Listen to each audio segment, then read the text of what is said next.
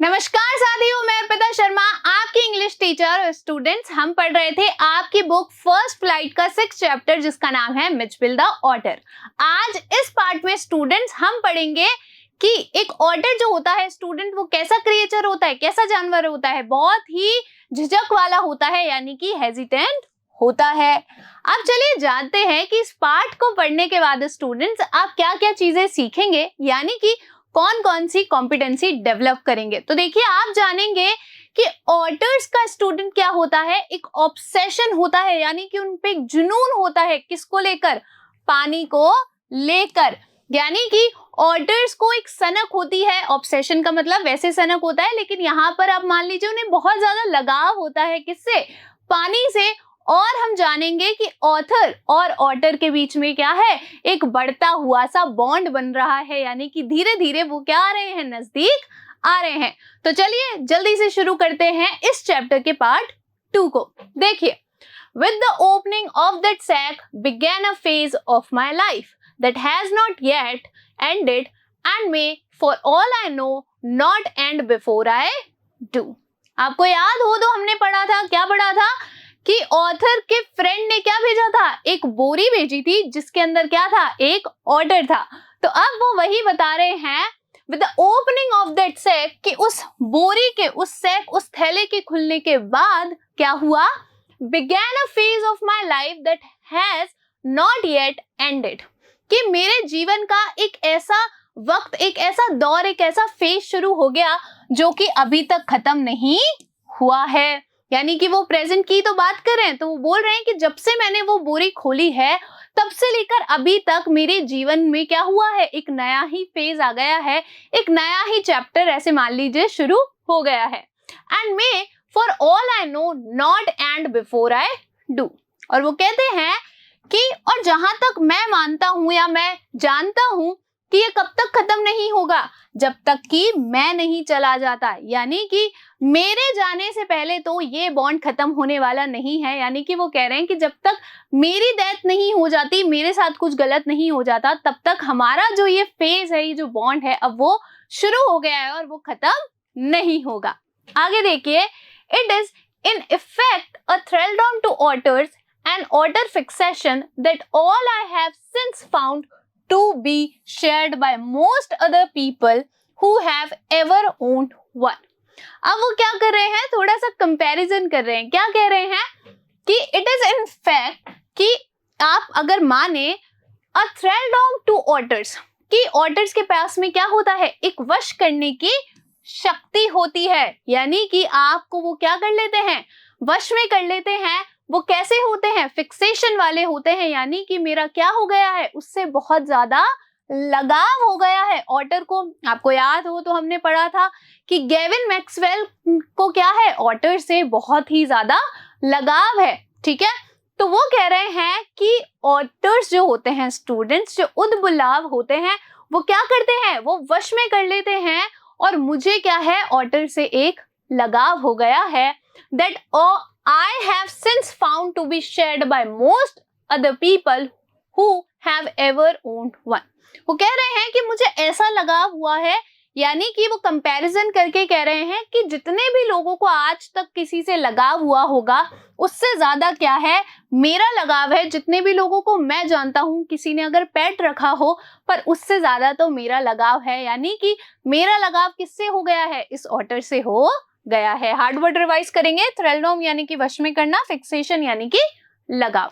आगे देखिए, the creature that emerge from the sack on to the spacious tiled floor of the consulate bedroom resembled most of all a very small medievally conceived dragon। वो कह रहे हैं कि ये creature, यानी कि ऑटर की बात कर रहे हैं कि ये जो क्रिएचर है, ये जो एनिमल है, जो कहां से प्रकट हुआ था, इस बोरी में से प्रकट हुआ था उस जमीन पर, यानी कि उनके बेडरूम के अंदर। आपको याद हो तो वो कहां पर थे, वो बसरा में थे। क्या कर रहे थे, एक मेल को लेने के लिए गए थे। तो वो कह रहे हैं कि उस बेडरूम में क्या था, कि उस फ्लोर पर वो जो क्रिएचर इमर्ज हुआ था, यानी कि प्रकट हुआ था, वो किसकी तरह लग रहा था, resembled most of all a very small सभी के लिए वो कैसा, एक छोटा सा मेडिवली कंसीव्ड ड्रैगन, यानी कि मध्यकालीन में जैसा कि लोग कल्पना करते थे एक ड्रैगन की, उसी प्रकार से ये जो क्रिएचर उस सैक में से, उस बोरी में से निकला था, बिल्कुल कैसा लग रहा था, एक ड्रैगन की तरह लग रहा था। बचपन में आप लोगों ने भी कहानियां सुनी होंगी ना कि एक ड्रैगन होता है और वो क्या करता है, मुंह से आग निकालता है और हवा में उड़ता है। तो इसी तरीके से पहले क्या था, स्टूडेंट्स ऑटर के बारे में इतना जानते नहीं थे, तो वो कह रहे हैं कि वो बिल्कुल कैसा लग रहा था, जैसे कि मध्यकालीन में लोग सोचते होंगे, उस युग में लोग कल्पना करते होंगे, इमेजिन करते होंगे एक ड्रैगन की, उसी प्रकार से ये क्या है, ऑटर लग रहा है। हार्ड वर्ड रिवाइज करेंगे। इमर्ज यानी प्रकट होना, मेडिवली कंसीव्ड यानी कि मध्यकालीन युग की कल्पना। आगे देखिए, from the head to the tip of the tail he was coated with symmetrical pointed scales of mud armour. वो कह रहे हैं कि ये पूरे सर से पूंछ तक, टेल यानी पूंछ तक, यानी कि पूरे सर से लेकर इसकी पूंछ की चोटी तक ये कैसा था, एकदम एक समान लग रहा था, जैसे कि इसने क्या कर रखा हो, इसने कवच ओढ़ रखा हो। किसका कवच, मड का, यानी कि मिट्टी का। आपको याद होगा मैंने आपको पढ़ाया था कि उद्बलाव कहाँ पर मिलते हैं, वो दलदल में मिलते हैं, मार्शेस में मिलते हैं। कहाँ से भेजा था उनके फ्रेंड ने, टिग्रिस मार्शेस से भेजा था। तो वो कह रहे हैं कि ऑटर बिल्कुल एक समान सर से लेके नीचे तक, यानी कि पूंछ तक पूरा कैसे था, मड के अंदर भीगा हुआ था, एकदम उसमें लटपट था। Between those tips was visible a soft velvet fur like that of a chocolate brown mole. वो कह रहे हैं कि ये जो ऑटर था, ये जो ऑटर था जो किसमें था, पूरा मड के अंदर हो रखा था, कीचड़ के अंदर हो रखा था, वहां से भी थोड़े से उसके जो फर थे वो बिल्कुल प्रतीत हो रहे थे, दिखाई दे रहे थे, और कैसे लग रहे थे, सॉफ्ट वेलवेट जैसे उसके जो फर थे वो दिखाई दे रहे थे। जिस प्रकार से क्या होता है, एक चॉकलेट ब्राउन मोल होता है, उसी प्रकार से ये जो ऑटर था वो पूरा मिट्टी दलदल में होने के बाद, कीचड़ में होने के बाद भी उसके कैसे थे, बिल्कुल सॉफ्ट सॉफ्ट जो फर थे थोड़े से वो दिखाई दे रहे थे। हार्ड वर्ड रिवाइज करेंगे। सिमेट्रिकल यानी एक समान, आर्मर यानी कि कवच। आगे देखिए, he shook himself and I half expected a cloud of dust, but in fact it was not for another month that I managed to remove the last of the mud and see the otter. वो कह रहे हैं he shook himself कि उसने अपने आप को हिलाया। ऑटर ने क्या किया, अपनी मिट्टी को झाड़ने के लिए क्या किया, अपने आप को हिलाया। और जैसा कि हमारे ऑथर ने, मैक्सवेल ने एक्सपेक्ट किया था, उन्होंने आशा की थी कि क्या होगा, बहुत सारी मिट्टी गिरेगी, यानी कि वो ऑटर क्या था, पूरा मिट्टी में हुआ हुआ था। तो हमारे ऑथर को लगा कि जैसे ही अपने आप को झटकाएगा, हिलाएगा, तो क्या होगी, क्लाउड ऑफ डस्ट होगी, यानी कि बहुत सारी मिट्टी गिरेगी। बट इन फैक्ट, लेकिन असल में क्या हुआ, it was not for another month that I managed to remove the last of the mud. वो कह रहे हैं लेकिन वास्तव में क्या हुआ, उन्होंने सोचा तो क्या था कि वो अपने आप को हिलाएगा ऑटर तो बहुत सारी मिट्टी गिरेगी, लेकिन असल में क्या हुआ स्टूडेंट्स, कि जब उसने अपने आप को हिलाया तो क्या हुआ, ज्यादा मिट्टी नहीं गिरी। वो क्या कह रहे हैं कि मुझे कितने, 1 महीना लग गया उसकी पूरी डस्ट को हटाने में और ऑटर को देखने में, यानी कि ऑटर अंदर से कैसा है, कैसा दिखता है, इस मिट्टी के पीछे कैसा ऑटर है, वो देखने में उन्हें 1 महीना लग गया। यानी कि 1 महीना हो गया उनको साफ करते करते उस मिट्टी को, लेकिन वो मिट्टी साफ ही नहीं हो रही थी। As it were in his true colours, यानी कि उसे अपने असली कलर में, ऑटर किस कलर का है, कैसा दिखता है, उसके फर कैसे हैं, कौन से रंग का है, वो सब देखने में जो हमारे ऑथर थे उनको कितना टाइम लग गया, 1 पूरा महीना लग गया।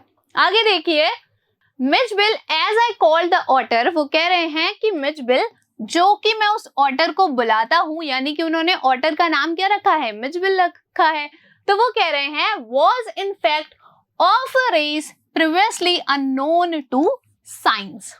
वो एक ऐसी प्रजाति, यानी कि ऑटर एक ऐसी प्रजाति थी स्टूडेंट्स, जिसको विज्ञान के लोग पहले जानते ही नहीं थे। वो कैसे थे? अननोन थे, यानी कि ऑटर्स के बारे में जो वैज्ञानिक थे वो जानते ही नहीं थे। And was at length questioned by zoologist Lutrogale, perspicillata, Maxwell और Maxwell's otter.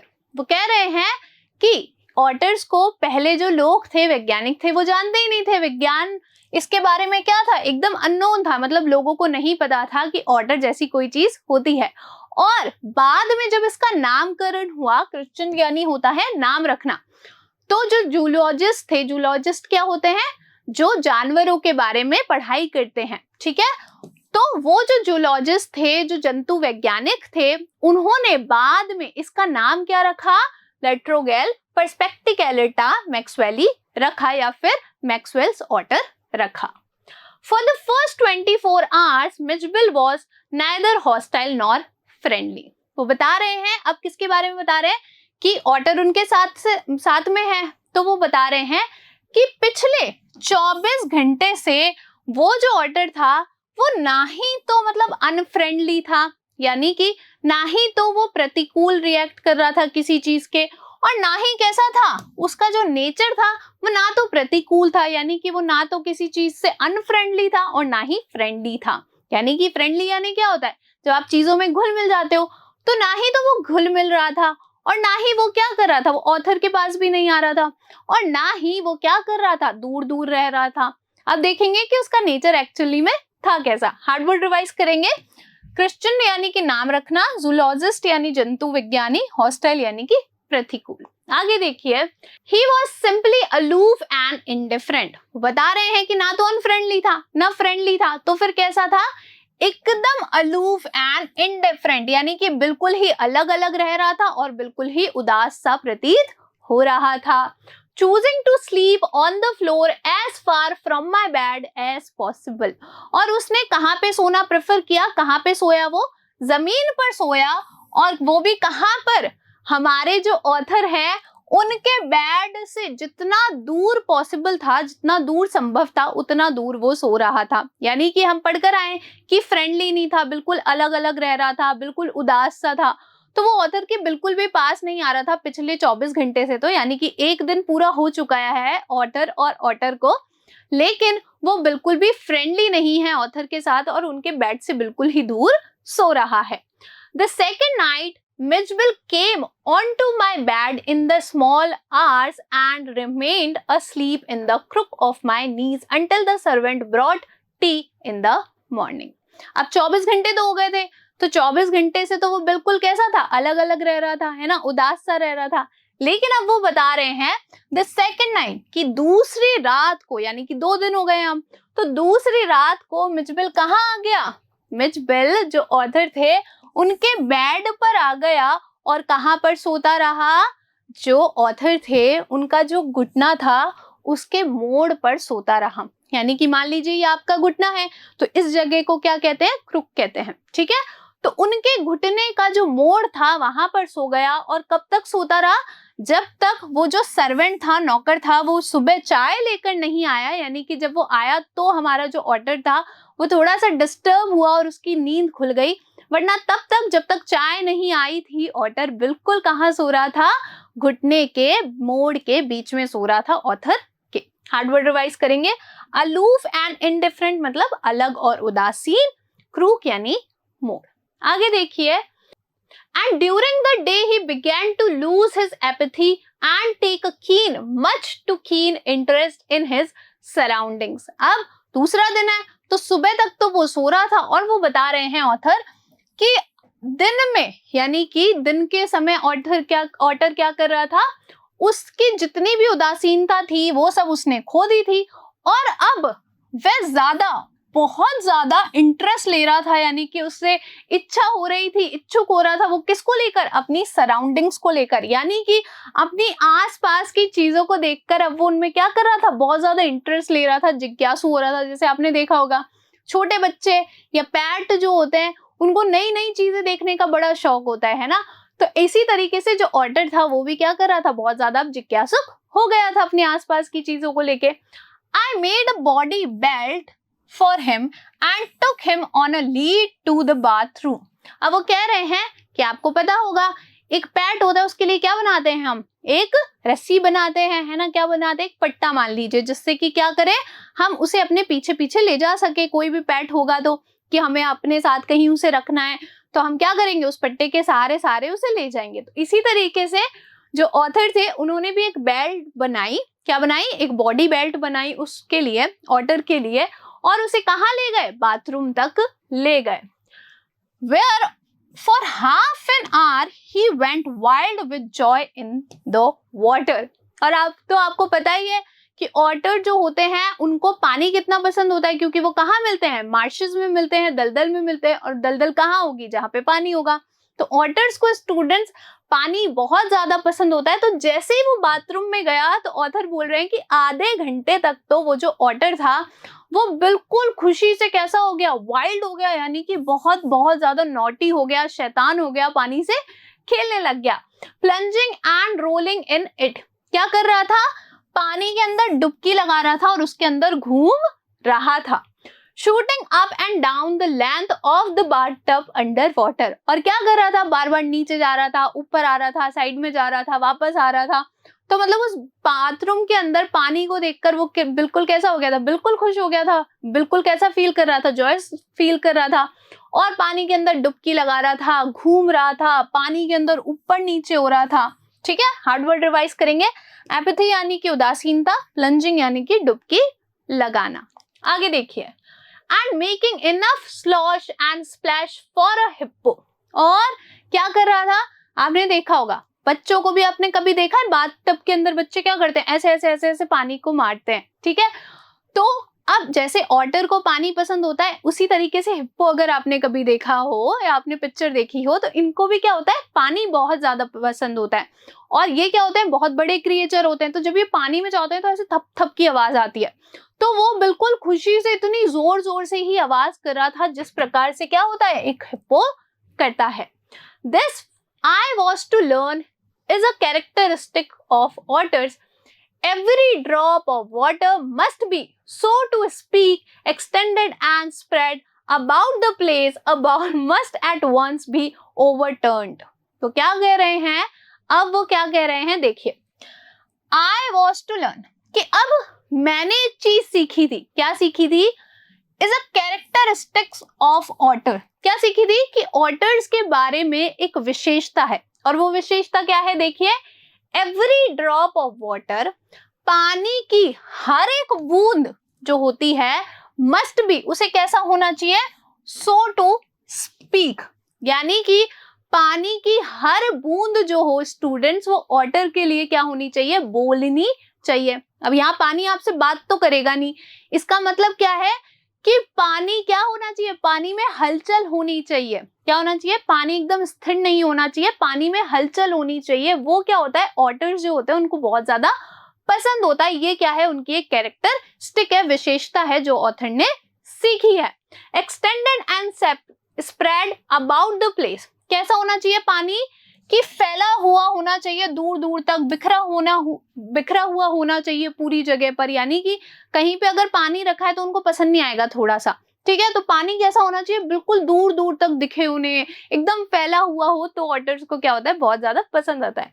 A ball must at once be overturned, अगर एक कटोरी के अंदर पानी है तो वो क्या होना चाहिए, उसे बिल्कुल फैल जाना चाहिए। यानी कि जो ऑटर्स होते हैं स्टूडेंट्स, उनको कटोरी के अंदर पानी पसंद नहीं होता है, बल्कि कैसा पसंद होता है कि जब वो उस कटोरी को क्या कर दे, बिल्कुल फैला दे। यानी कि पानी उनको कटोरी में पसंद नहीं है, उनको एकदम जमीन पे फैला हुआ मिलना चाहिए। ठीक है, आपने बच्चे देखे ना, बच्चों को कोई भी चीज दो, बच्चे क्या करते हैं, आप उन्हें गिलास दोगे सीधा ऐसे, बाउल दोगे सीधा ऐसे, प्लेट दोगे सीधा खाना नीचे। तो इसी प्रकार से जो ऑटर होते हैं, उदबिलाव होते हैं, उन्हें भी पानी ऐसे एकदम बिखरा बिखरा पसंद होता है। अगर एक कटोरी के अंदर पानी होगा तो क्या कर देंगे, उसे उलट देंगे। हार्डवर्ड रिवाइज करेंगे, कैरेक्टरिस्टिक यानी विशेषता, सो टू स्पीक यानी कि बोलना, बात करना। आगे देखिए, if it will not be overturned, be sat in and sploshed in until it overflows। वो कह रहे हैं अगर वो जो पानी है उस कटोरी के अंदर वो फैला भी नहीं है और अगर वो कटोरी के अंदर स्थिर है ना, अगर बैठा हुआ है पानी, तो वो उसको तब तक क्या करते रहेंगे, उसके अंदर तब तक थप थप करते रहेंगे जब तक कि वो ओवरफ्लो ना हो जाए, यानी कि नीचे ना बह जाए। Water must be kept on the move and made to do things. When static it is wasted and provoking. वो कह रहे हैं, वाटर की क्या बता रहे हैं, विशेषता बता रहे हैं, तो क्या कह रहे हैं, water must be kept on the move, कि पानी को कैसा होना चाहिए, एकदम मूव करता हुआ होना चाहिए, यानी कि हिलता हुआ होना चाहिए। And made to do things, और पानी में कुछ ना कुछ क्या होनी चाहिए, हरकत होनी चाहिए। यानी कि अगर पानी सीधा सीधा होगा, ऐसे पड़ा है एक जगह, तो उनको पसंद नहीं आएगा। पानी के अंदर कोई ना कोई हरकत होनी चाहिए, हिलता हुआ पानी होना चाहिए। When static it is wasted and provoking. अगर पानी स्थिर होता है तो क्या होता है, वो खराब है। मतलब कि ऑटर्स के लिए अगर पानी स्थिर है, एकदम ऐसे ही पड़ा हुआ है, तो वो खराब है और कैसा है, प्रोवोकिंग है, यानी कि गुस्सा दिला देने वाला है। यानी कि ऑटर्स जो होते हैं वो स्थिर पानी को देखकर चिढ़ जाते हैं। पानी कैसा होना चाहिए, हिलता हुआ होना चाहिए। 2 days later, Mitchell escaped from my bedroom as I entered it. वो कह रहे हैं कि 2 दिन बाद मिचबेल मेरे बेडरूम से भाग गया जैसे ही मैं उस बेडरूम के अंदर आया। हार्डवर्ड रिवाइज करेंगे। स्टैटिक यानी स्थिर, प्रोवोकिंग यानी कि गुस्सा होना या दिलाना। ठीक है, तो क्या बता रहे हैं वो, कि जैसे ही 2 दिन बाद क्या हुआ, ऑथर कमरे में आए तो मिचबेल बेडरूम से भाग गया। And I turned to see his tail disappearing around the bend of the corridor that led to the bathroom. और वो कह रहे हैं कि मैंने उसकी पूंछ को मुड़ते हुए देखा और गायब होते हुए देखा। कहां से, जो कॉरिडोर था, यानी कि जो कॉरिडोर था बाहर जहां पे रास्ता होता है, जो रास्ता कहां पर जा रहा था, बाथरूम तक जा रहा था। यानी कि वो जो ऑटर था वो कहां जा रहा था, सीधे बाथरूम के अंदर जा रहा था।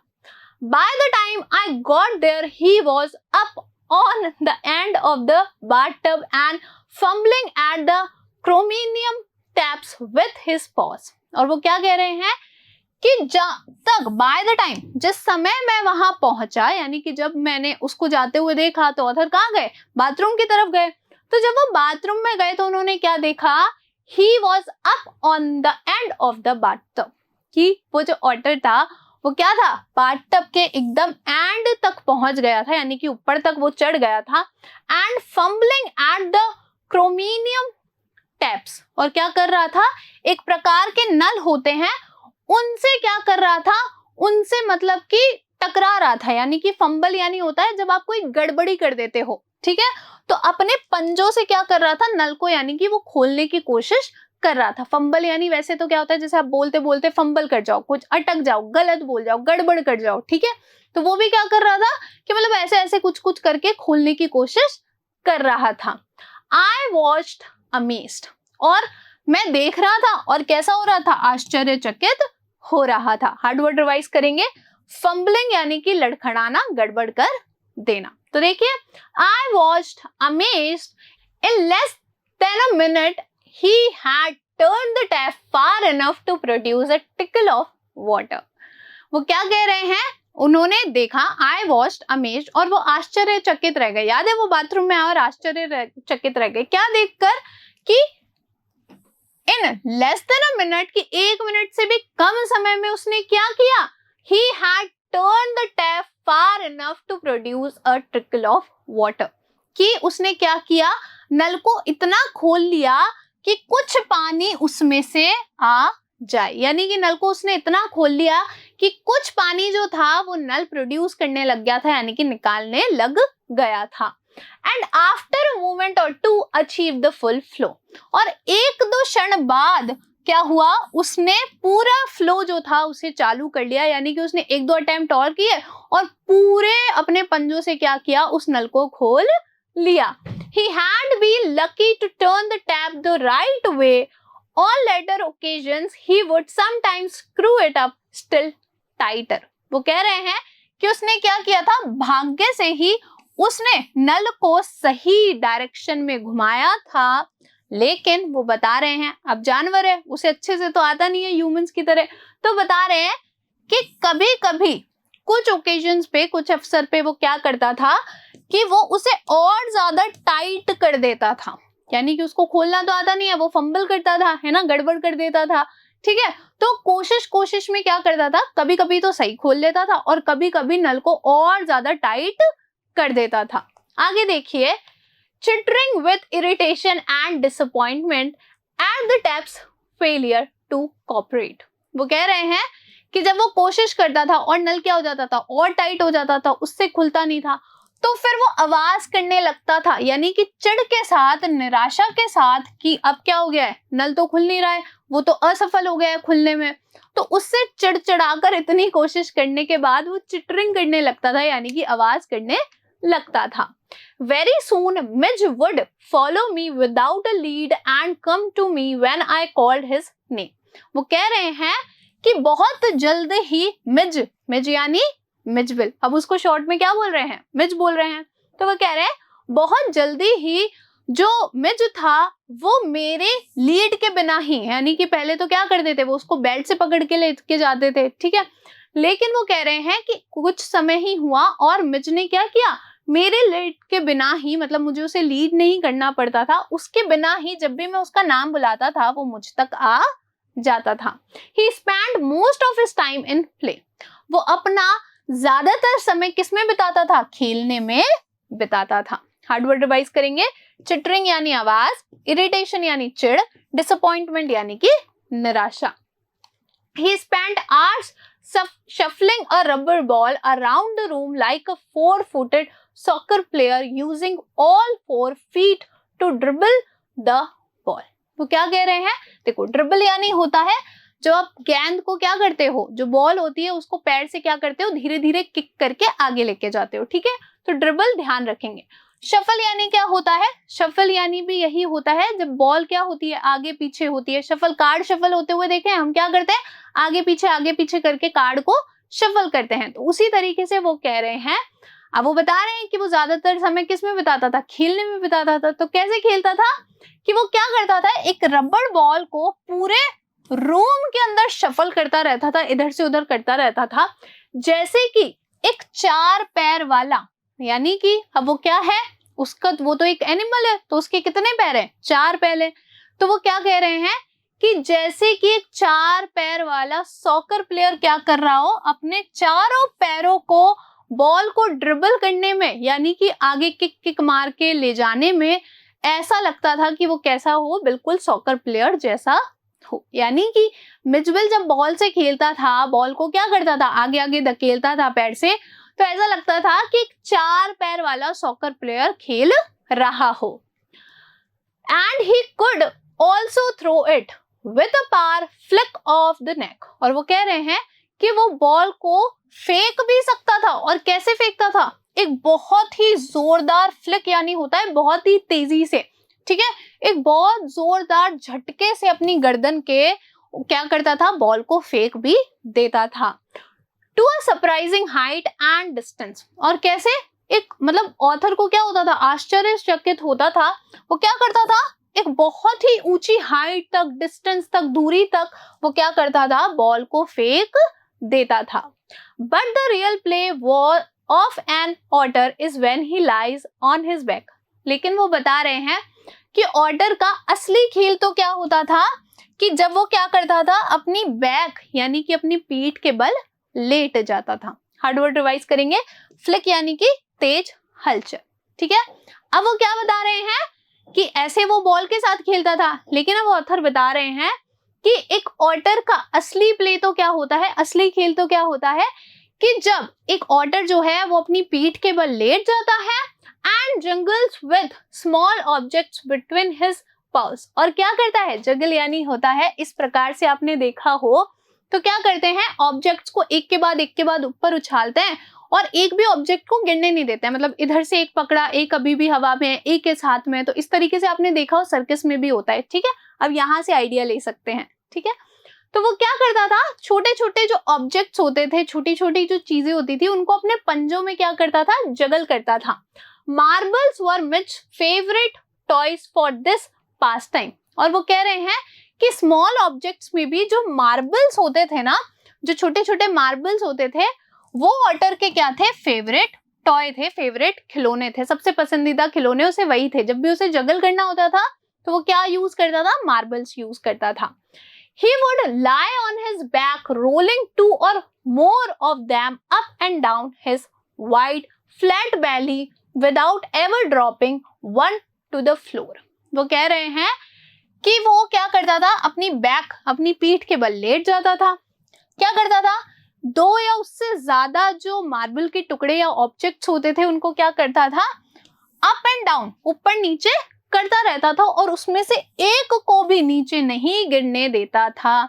यानी कि जब भी वो खेलता था वो इतना बढ़िया था उस खेल में कि कभी भी उसके जो ऑब्जेक्ट थे वो एक भी जमीन पर नहीं गिरता था। हार्ड वर्ड रिवाइज करेंगे, बेली यानी कि पेट। तो यहाँ पर हमने क्या पढ़ा कि धीरे धीरे जब वो जो ऑटर था वो आया था ऑथर के पास, तो वो कैसा था, स्टार्टिंग में तो हेजिटेंट था, थोड़ा सा हिचकिचा रहा था, लेकिन बहुत जल्दी ही वो क्या हो गया, ऑथर से घुल मिल गया। और यहाँ पर ऑथर ने हमें क्या बताया स्टूडेंट्स, उसके प्ले टाइम के बारे में बताया कि ऑथर, वो जो ऑटर था सॉरी, उसको क्या होता था, पानी कितना पसंद होता था, उसको कौन कौन से गेम्स पसंद थे। तो चलो जानते हैं कि इससे हमारा लर्निंग आउटकम क्या है, हमने क्या सीखा है। तो हमने क्या सीखा है, ऑटर्स एडेप्टेबिलिटी एंड इंटेलिजेंस, कि ऑटर्स के अंदर स्टूडेंट्स क्या होती है, एक चीजों को अडेप्ट करने की, उनको क्या करने की, अपनी सराउंडिंग्स जो थी, आपने अभी पढ़ा कि ऑटर की जो सराउंडिंग्स थी उसने क्या कर लिया था, उनके साथ वो बहुत जल्दी घुल मिल गया था, है ना, बहुत जल्दी चीजें सीख गया था। जैसे कि नल खोलना था तो वो भी वो सीख गया था। तो हमने क्या सीखा कि ऑटर के अंदर क्या थी, एक इंटेलिजेंस थी, वो थोड़ा बुद्धिमान था, समझदार था और चीजों को क्या कर लेता था, अडेप्ट कर लेता, एक्सेप्ट कर लेता था और उनके साथ अच्छे से घुल मिल जाता था। अब क्या करेंगे, अब करेंगे कुछ असेसमेंट क्वेश्चन जिनको डिस्कस करेंगे और उनका आंसर निकालेंगे। देखिए फर्स्ट क्वेश्चन, पहला सवाल, what is wasted and provoking when left static according to the otter. पूछा जा रहा है कि ऑटर उद्बिलाव के अनुसार वो क्या चीज है जो स्थिर होती है तब खराब होती है और गुस्सा दिला देने वाली होती है। आपके ऑप्शन है, option A sand, B tea, C juice, D water. तो वेरी सिंपल, वो क्या चीज होती है कि हमने पढ़ा था ऑटर्स को क्या होता है स्टूडेंट, एकदम कैसा पानी पसंद होता है जिसमें क्या हो, हलचल हो, उन्हें एकदम स्थिर पानी पसंद नहीं होता है। तो ऑप्शन डी आपका क्या हो जाएगा, करेक्ट आंसर हो जाएगा। नेक्स्ट क्वेश्चन देखिए, in the beginning the otter was, जब शुरू में ऑटर आया था ऑथर के पास तो वो कैसा था। आपके ऑप्शन है, option A friendly, B hostile, C aloof and indifferent, D set. कैसा था, दोस्ताना व्यवहार था उसका, नहीं, अनफ्रेंडली था, नहीं, दुखी था, नहीं, कैसा था, अलग अलग रहता था और उदास रहता था। तो ऑप्शन सी आपका क्या हो जाएगा, करेक्ट आंसर हो जाएगा। नेक्स्ट क्वेश्चन देखिए, when the author saw the otter for the first time it resembled a, जब ऑथर ने, स्टूडेंट्स यानी कि गेविन मैक्सवेल ने ऑटर को पहली बार देखा था तो वो किसके समान लग रहा था। आपके ऑप्शन है, option A dog, B dragon, C cat, D seal. किसके समान लग रहा था, एकदम ड्रैगन के समान लग रहा था। ऑप्शन बी आपका क्या हो जाएगा, करेक्ट आंसर हो जाएगा। लास्ट क्वेश्चन देखिए, what were मिचबिल्स favourite toys, Mijbil के सबसे पसंदीदा खिलौने कौन से थे। आपके ऑप्शन है, option A stones, B marbles, C soft toys, D newspaper. तो उसे सबसे ज्यादा क्या पसंद था, मार्बल्स पसंद थे। ऑप्शन बी आपका क्या होगा, करेक्ट आंसर होगा। आई होप आपको ये पार्ट अच्छा लगा होगा और अच्छे से समझ में आया होगा। Thank you.